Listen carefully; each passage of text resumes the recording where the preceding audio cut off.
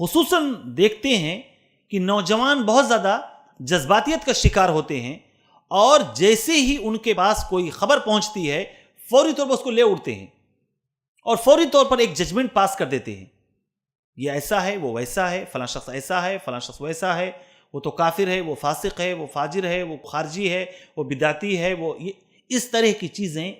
بغیر تثبت کے، بغیر غور و فکر کیے اس کے بارے میں ایک حکم پاس کر دیتے ہیں۔ حالانکہ قرآن میں اللہ رب العالمین نے فرمایا ہے یا ایھا الذین آمنوا ان جاءکم فاسق بنبأ فتبینوا،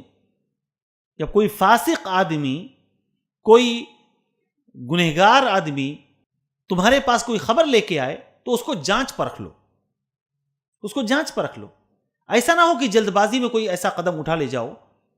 جو بعد میں تمہارے لیے ندامت اور شرمندگی کا سبب بنے۔ تو دوسرا جو سٹینڈ ہے، دوسرا جو اہم ہمارے اوپر فریضہ عائد ہوتا ہے وہ یہ ہے کہ ہم کسی بھی معاملے میں جلد بازی کا مظاہرہ نہ کریں، کسی بھی حکومت کے خلاف، کسی بھی جماعت کے خلاف، کسی بھی کمیونٹی کے خلاف، کسی بھی شخص کے خلاف جلد بازی کا مظاہرہ نہ کریں، بلکہ اس میں غور و فکر کریں، سوچ بچار کریں، اس میں ہر قسم سے، ہر انداز سے، ہر زاویے سے اس کو جانچ پرکھ لیں اور پھر صحیح موقف تک پہنچنے کی کوشش کریں۔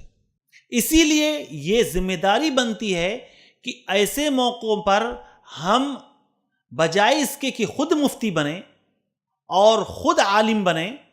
یہ معاملہ کہاں لے کے جائیں؟ علماء کے پاس لے کے جائیں، اور علماء میں بھی ایسے علماء کے پاس لے کے جائیں جو کبار علماء ہیں، جو بڑے بڑے اسکالرز ہیں، جنہوں نے اپنی زندگیاں اس لائن میں کھپا دی ہیں، اللہ کی کتاب کی خدمت، اللہ کے نبی صلی اللہ علیہ وسلم کی سنت کی خدمت میں اپنی زندگی پوری کھپا دی ہے، تعلیم و تعلم میں اپنے آپ کو کھپا دیا ہے، زندگی کو انہوں نے غور سے دیکھا ہے، قریب سے دیکھا ہے، پرکھا ہے، ان کے مشاہدات، ان کے ایکسپیرینس، ان کے تجربات بہت واسٹ ہیں، بہت زیادہ ہیں۔ وہ جو